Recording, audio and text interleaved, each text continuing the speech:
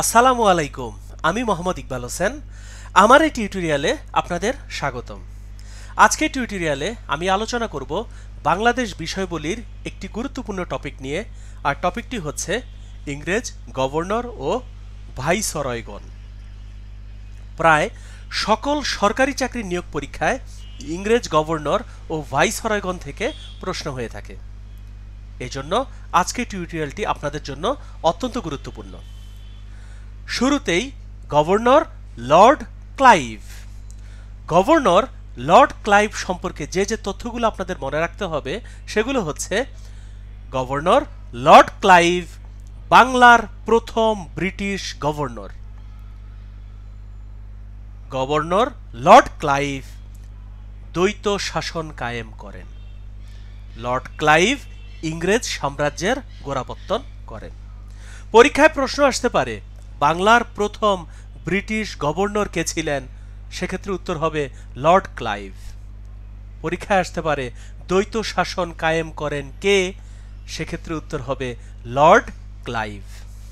অথবা আসতে পারে ইংরেজ সাম্রাজ্যের গোড়াপত্তন করেন কে? উত্তর Lord Clive.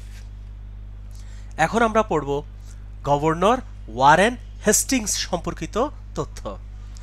Governor Warren Hastings সম্পর্কিত যে তথ্যগুলো আপনাদের মনে রাখতে হবে সেগুলো হচ্ছে: ওয়ারেন হেস্টিংস দ্বৈত শাসন ব্যবস্থার বিলোপ সাধন করেন 1772 সালে, পাঁচশালা ভূমি বন্দোবস্ত করেন 1773 সালে, সাম্রাজ্যবাদী সত্ত্ব বিলোপ নীতি করেন 1774 সালে, উপমহাদেশে প্রথম রাজস্ব বোর্ড গঠন করেন ওয়ারেন হেস্টিংস। পরীক্ষায় প্রশ্ন আসতে পারে দ্বৈত শাসন ব্যবস্থার বিলোপ সাধন করেন কে? সেক্ষেত্রে উত্তর গভর্নর ওয়ারেন হেস্টিংস। অথবা পরীক্ষায় প্রশ্ন আসতে পারে পাঁচশালা ভূমি বন্দোবস্ত কত সালে হয়েছিল? সেক্ষেত্রে উত্তর হবে 1773 সালে। অথবা পরীক্ষায় প্রশ্ন আসতে পারে উপমহাদেশের প্রথম রাজস্ব বোর্ড গঠন করেন কে? উত্তর ওয়ারেন হেস্টিংস। এখন আমরা পড়ব লর্ড কর্নওয়ালিস সম্পর্কিত তথ্য। গভর্নর লর্ড কর্নওয়ালিস সম্পর্কিত 4টি তথ্য আপনাদের মনে রাখতে হবে। লর্ড কর্নওয়ালিস জমিদারি প্রথার সূত্রপাত করেন। লর্ড কর্নওয়ালিস 10 শালা ভূমি বন্দোবস্ত প্রবর্তন করেন। লর্ড কর্নওয়ালিস চিরস্থায়ী ভূমি বন্দোবস্ত প্রবর্তন করেন। লর্ড কর্নওয়ালিস সূর্যাস্ত আইন প্রবর্তন করেন। আপনারা অবশ্যই মনে রাখবেন চিরস্থায়ী ভূমি বন্দোবস্ত এবং সূর্যাস্ত আইন প্রবর্তন 1793 সালে হয়েছিল। পরীক্ষায় প্রশ্ন আসতে পারে জমিদারি প্রথার সূত্রপাত করেন কে? সেক্ষেত্রে উত্তর গভর্নর লর্ড কর্নওয়ালিস। পরীক্ষায় আসতে পারে 10 শালা ভূমি বন্দোবস্ত প্রবর্তন করেন কে? সেক্ষেত্রে উত্তর লর্ড কর্নওয়ালিস। এখন আমরা জানব লর্ড ওয়েলেসলি সম্পর্কিত তথ্য। লর্ড ওয়েলেসলি সম্পর্কিত 3টি তথ্য আপনাদের মনে রাখতে হবে। সেই 3টি তথ্য হচ্ছে: লর্ড ওয়েলেসলি অধীনতামূলক মিত্রতা নীতির প্রবর্তন করেন। লর্ড ওয়েলেসলি টিপু সুলতানের সাথে মহীশূর যুদ্ধ করেন। লর্ড ওয়েলেসলি ব্রিটিশদের প্রথম সাম্রাজ্যবাদী বড়লাট ছিলেন। পরীক্ষায় প্রশ্ন আসতে পারে অধীনতামূলক মিত্রতা নীতির প্রবর্তন করেন কে? উত্তর গভর্নর লর্ড ওয়েলেসলি। এছাড়াও পরীক্ষায় আসতে পারে টিপু সুলতানের সাথে মহীশূর যুদ্ধ করেন কে? উত্তর লর্ড ওয়েলেসলি।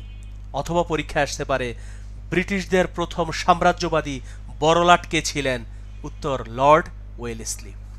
এখন আপনাদেরকে আমি একটি তথ্য জানাবো যে তথ্যটি অনেকের কাছে একদম নতুন, আর তথ্যটি হচ্ছে নিয়ামক আইন। নিয়ামক আইন এর ইংরেজি রেগুলেটিং অ্যাক্ট। 1773 সালে হয়েছিল এই নিয়ামক আইন। এই আইনের ফলে কোম্পানির গভর্নরের পদ গভর্নর জেনারেল পদে উন্নীত করা হয়।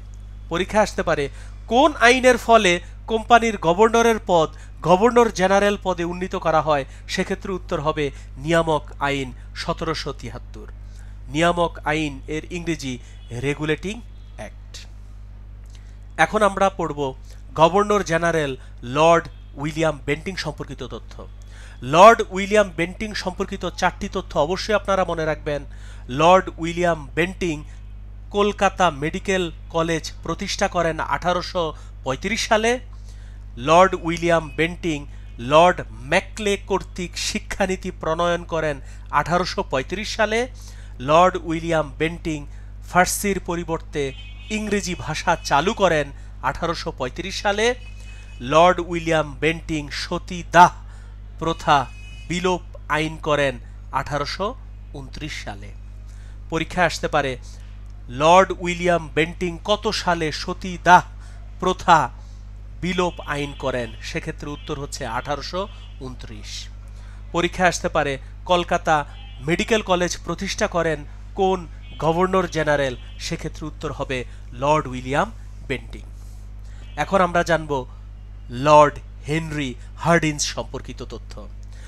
লর্ড হেনরি হার্ডিঞ্জ ছিলেন একজন governor general. Lord Henry Hardinge সম্পর্কিত 2টি তথ্য অবশ্যই আপনারা মনে রাখবেন, আর তথ্য 2টি হচ্ছে Lord Henry Hardinge Gopal Singh এর নিকট জম্মু ও কাশ্মীর বিক্রয় করেন। লর্ড হেনরি হার্ডিঞ্জ শিশু হত্যা ও নরবলি প্রথার বিলোপ করেন।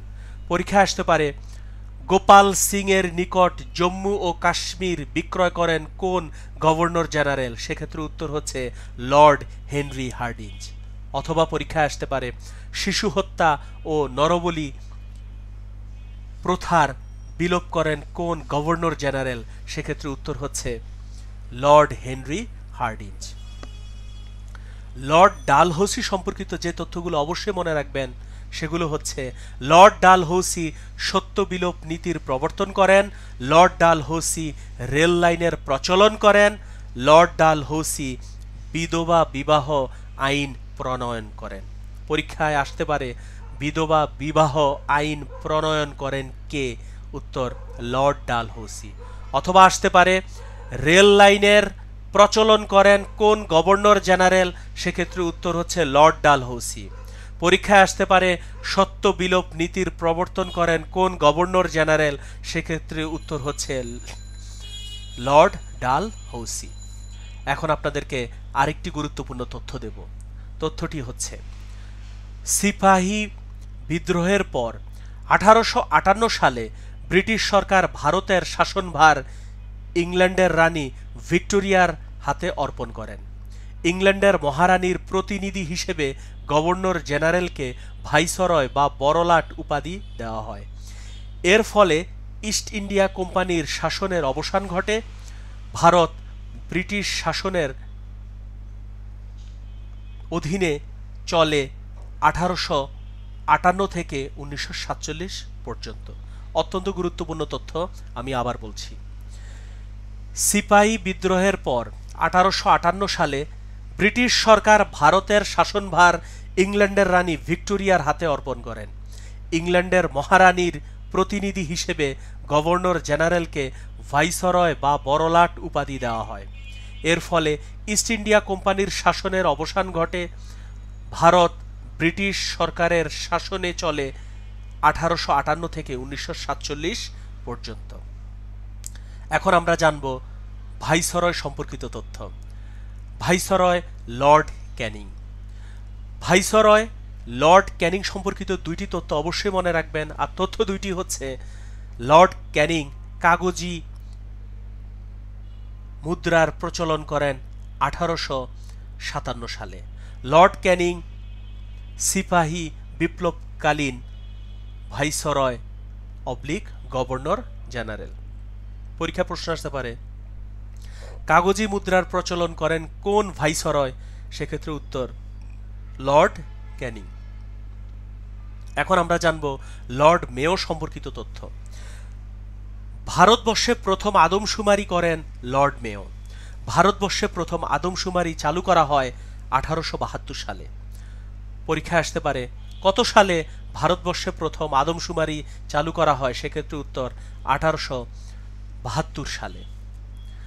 লর্ড রিপন সম্পর্কিত অবশ্যই দুইটি তথ্য আপনারা মনে রাখবেন, আর তথ্য দুইটি হচ্ছে লর্ড রিপন শিক্ষা সংস্কারের জন্য হান্টার কমিশন গঠন করেন, লর্ড রিপন শ্রমিক কল্যাণের জন্য ফ্যাক্টরি আইন পাশ করেন।